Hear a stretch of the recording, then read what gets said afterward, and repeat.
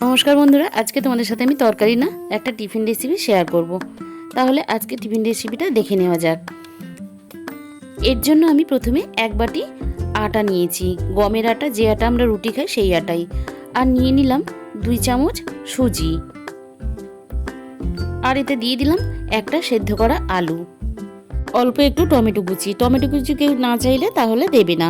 দিয়ে দিচ্ছি পেঁয়াজ কুচি, অল্প একটু ধনেপাতা কুচি। এবারে আমি দিয়ে দেব স্বাদ মতো লবণ, সামান্য পরিমাণ হলুদ গুঁড়ো, আর 1 চামচ ভাজা জিরের গুঁড়ো, হাফ চামচের একটু কম ধনে গুঁড়ো, 1 চিমটি গরম মশলার গুঁড়ো, আর ঝাল লঙ্কার গুঁড়ো সামান্য পরিমাণে, আর দিয়ে দিচ্ছি 1 চামচের মতো সাদা তেল। এবার আমি সব কিছু খুব ভালোভাবে প্রথমে মেখে নেব, জল ছাড়া। যদি প্রয়োজন হয় তাহলে আমি জল দেব। এখানে আমার সামান্য পরিমাণ জলের প্রয়োজন হলো, তাই 2 চামচের মতো জল দিলাম। এবার খুব ভালোভাবে আমি এটাকে মেখে নেব। এখানে আমার মাখা হয়ে গেছে। এবারে আমি দেখিয়ে দিচ্ছি, আমি ডোটা একটু নরম করে মেখেছি, কারণ সুজি দেওয়া আছে, সেটা ফুলবে, পরে শক্ত হয়ে যাবে। সামান্য পরিমাণ হাতে তেল লাগিয়ে নিয়েছি। এবার আমি আটার ডো থেকে একটা লেচির মতন সাইজের তুলে নিলাম।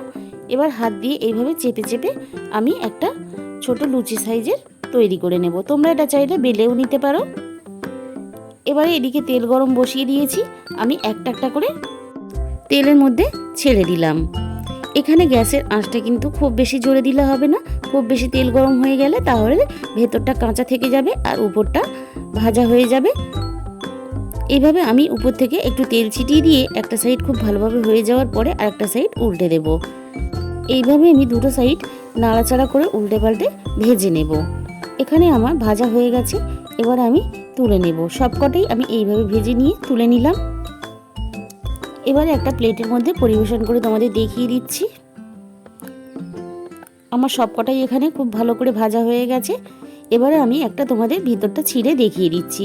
হাতে কম সময় থাকলে এইভাবে কিন্তু আমরা একটা ঝটপট টিফিন রেসিপি বানিয়ে নিতে পারি। তাহলে আজকে এই পর্যন্ত, দেখা হবে অন্য কোনো ভিডিওর সাথে।